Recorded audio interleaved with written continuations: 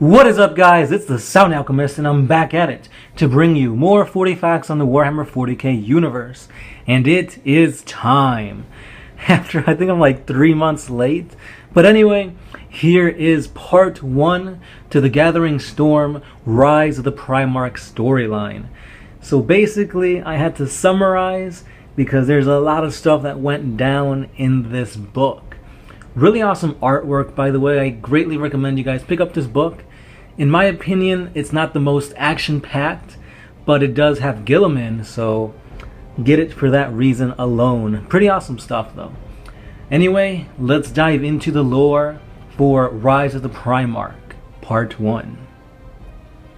In the Ultramar sector, the Black Legion has been waging war against the Defense Auxilia, but luckily for them, the combined forces of the Inari and the Imperial forces from Kedia burst out of the webway and stomped out the Black Legion. Then their Voxes picked up on a massive chaotic force of Alpha Legion, Iron Warriors, Black Legion, and the Emperor's Children, who were heading towards a nearby Ultramarine fortress. By the time they arrived, a flock of Helldrakes were assaulting the fortress, but together with the Knights of the Terra sector, they cut them down. Then Yvraine and the Vizarch, along with Celestine, Call, and Greyfax, headed towards Macragge, but Macragge was under attack by a Chaos fleet. While the aerial battle took place, Marneus Calgar got alerted of their arrival.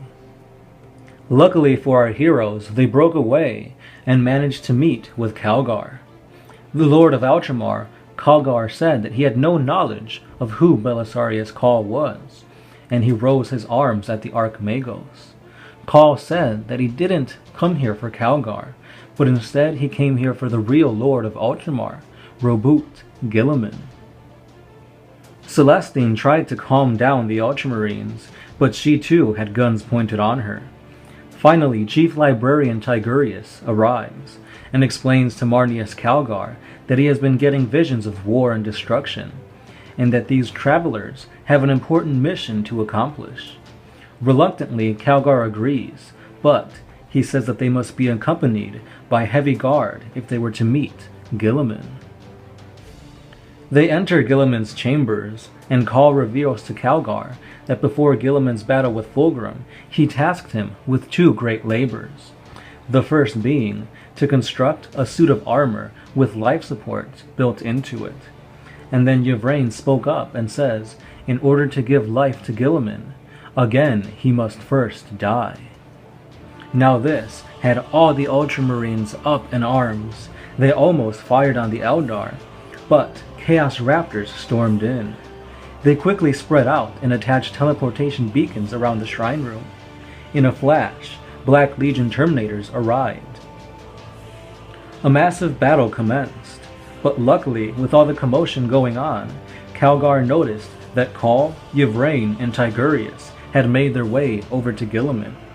He orders Tigurius to kill the Eldar Witch, but Tigurius ignores him.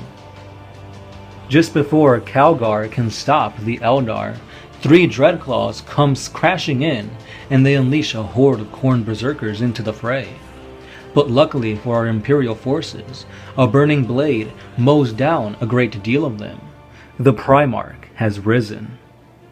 Guilliman, although confused from seeing these new Marines and being in a new environment, still made short work of the chaotic forces.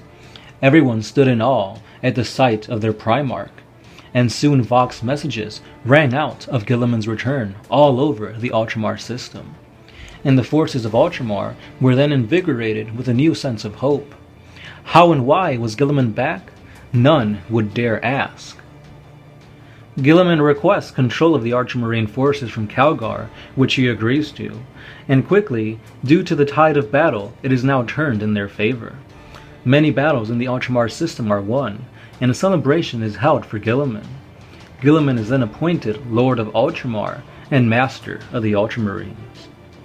However, the Warp senses Guilliman's return, and now the Chaos Gods are aware of his presence as well as the Champions of Chaos.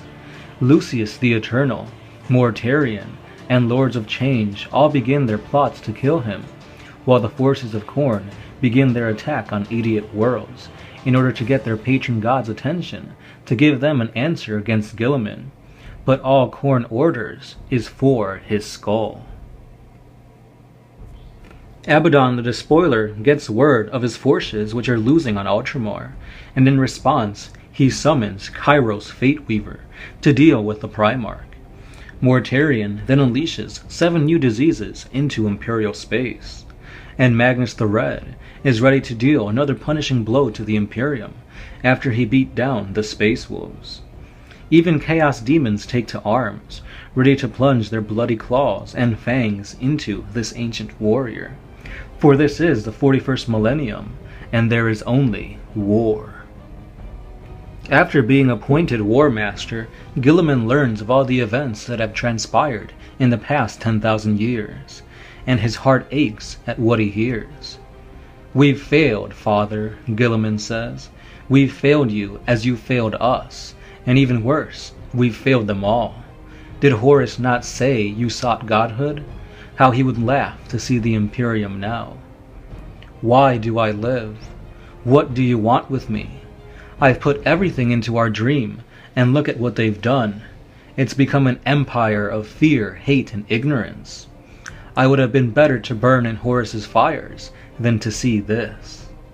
He remembers Khal's second labor, and hope flourishes inside him. Too long have the pawns of chaos meddled with our fate. This ends now. Guilliman calls his forces, and Calgar, Tigurius, Aldrich Voldus, Inquisitor Greyfax, and Saint Celestine all work in unison to strengthen all facets of the Imperium, and Macragge is once again reclaimed within a month. Soon after, Ravenguard, Space Wolves, the Imperial Navy, and many others arrive to bear witness of Guilliman's revival, and they ready themselves to reclaim glory from chaos once again. Their first goal is simple: reclaim the 500 worlds of Ultramar, but it is indeed a slow process, for Nurgle has sent a plague that targets humans and makes their eyes bleed and leaves them in agonizing blindness. For more information on this, be sure to check out our 40 facts on Aldrich Voldus. In actuality, this sickness held back Guilliman from the front lines and allowed the Chaos forces to regroup and strengthen themselves. Guilliman, however, realized this, and in order to make a real difference, he must head to Terra first. And so he left Calgar and Tigurius in control of the reconquest of the Ultramar section. Guilliman, alongside Cato Sicarius, Celestine, Khal, Greyfax, and Voldus, departs to Terra.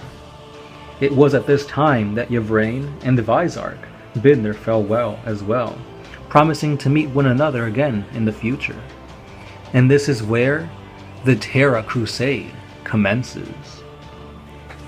And that is where I will stop the first part of the lore to the Rise of the Primarch Gathering Storm series. What did you guys think so far? If you guys have read the book, let me know if I let out any key instances, because I want to know if I tried to compile everything I thought was important and kind of story driven. So let me know if I should go more in detail or not. Also, be sure to subscribe because part 2 will be coming out tomorrow. So no need to wait very long for the conclusion of this series. Also, let me know if you guys would have preferred another Primarch to be the one that has risen once again. In my opinion, I think Vulcan would have been a better choice since he is more for the people, and I feel like more people would rally behind him. But again, Guilliman is a good choice since he is the tactical one, the strategist, and he was, in a way, one of the favorite Primarchs, I guess, of the Emperor, besides Horus and Sanguinius and whatnot. But anyway, guys, let me know what you guys think of this lore. Also, in the comments down below, let me know if you guys have indeed the Guilliman model and have you played him in 8th edition. Because Primarchs are pretty OP, and I want to know how that translates into 8th edition rules. So again, guys, if you do play Guilliman, let me know down below. Also, if you guys want more 40k awesomeness, we do have a Patreon, Instagram, Twitter, and Facebook page. Now on the Facebook page, we post each and every day, so be sure to check that out. And if you guys want to support us a little bit more, go to Patreon. It's only $1 a month and you get some exclusive goodies on there. Anyway guys, that's all the time I have.